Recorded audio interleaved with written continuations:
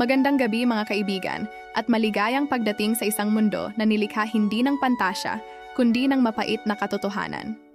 Hayaang itatag ko sa inyo ang tagpuan ng ating epiko, ang nobelang nagpaalab sa damdamin ng ating lahi, ang Noli Me Tangere. Ito ay higit pa sa isang simpleng kwento. Ito ang salamin na iniharap ni Dr. Jose Rizal, ang ating pambansang bayani, sa sambayanang Pilipino. Inilabas ito noong taong 1887 at may tanging dedikasyon sa kanyang pinakamamahal, ang inang bayan.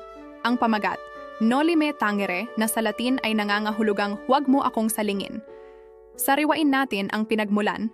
Sa banal na kasulatan, ito ang mga salitang binitawan ni Jesus kay Maria Magdalena matapos siyang muling mabuhay. Ngunit para kay Rizal, ang parirala ay may mas malalim, mas masakit na kahulugan. Ito ang pagtukoy niya sa isang matinding kanser sa lipunan na kumakalat sa Pilipinas, isang sakit na napakatindi, sobrang sensitibo at nanunuot sa buto na masakit hawakan o usisain man lamang.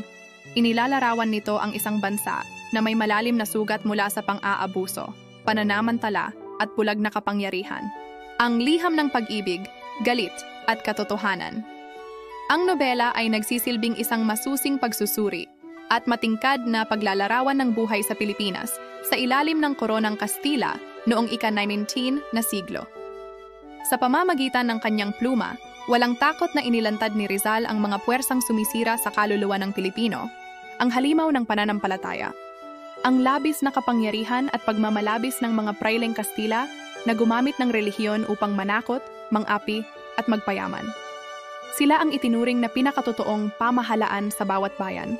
Ang katiwalian at kalupitan, ang lantarang katiwalian at brutalidad ng kolonyal na pamahalaan, ng hukuman, at lalo na ng mga abusadong guwardiya sibil na naghasik ng takot sa bawat sulok, ang dalawang mukha ng Pilipino, ang kaapihan at pagdurusa ng masang Pilipino, at kasabay nito, ang pagiging sunod-sunuran at mapagkunwari ng ilang mayayamang Pilipino na mas piniling kumapit sa kapangyarihang Kastila.